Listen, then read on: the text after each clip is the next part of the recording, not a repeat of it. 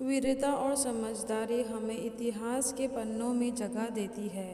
हिमालय के जंगल में एक ऐसे कई पेड़ पौधे हैं जो अपने आप में अनोखे हैं।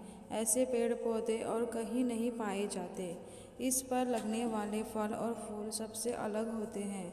इन पर लगने वाले फल इतने मीठे और खुशबूदार होते हैं कि कोई भी इन्हें खाए बिना रह नहीं सकता। ऐसे ही एक पेड़ नदी किनारे था जिस पर सारे बंदर अपने राजा के साथ रहा करते थे।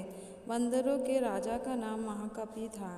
महाकपि बहुत ही समझदार और ज्ञानवान था। महाकपि का आदेश था कि इस पेड़ पर कभी कोई फल ना छोड़ा जाए। जैसे ही फल पकने को होता वैसे ही वानर उसे खा लेते थे।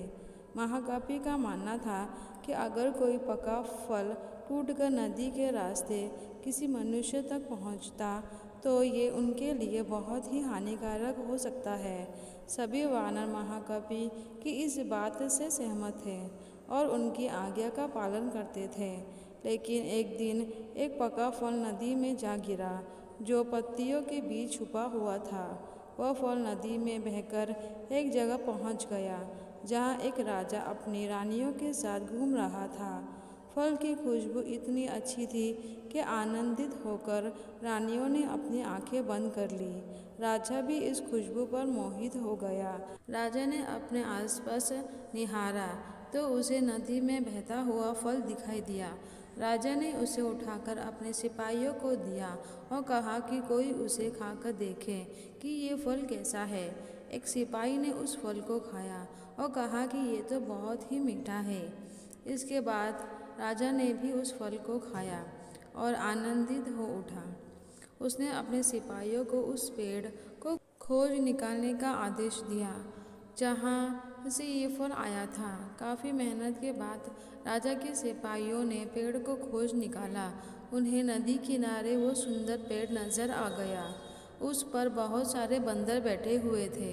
सिपाहियों को ये बात पसंद नहीं आई और उन्होंने वानरों को एक एक करके मारना शुरू कर दिया। वानरों को घायल देखकर महाकपि ने समझदारी से काम लिया।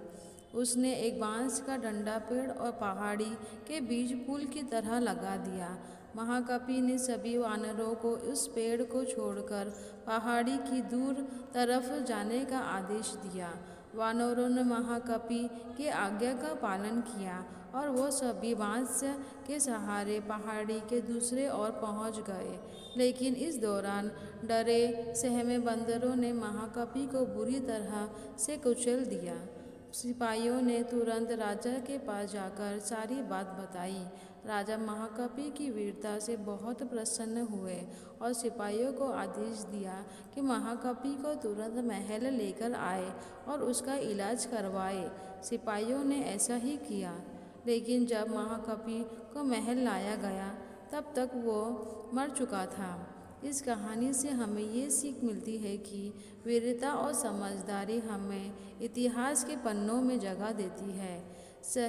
साथ ही इस कहानी से ये भी सीखने को मिलता है कि हर मुश्किल घड़ी में समझदारी से काम लेना चाहिए।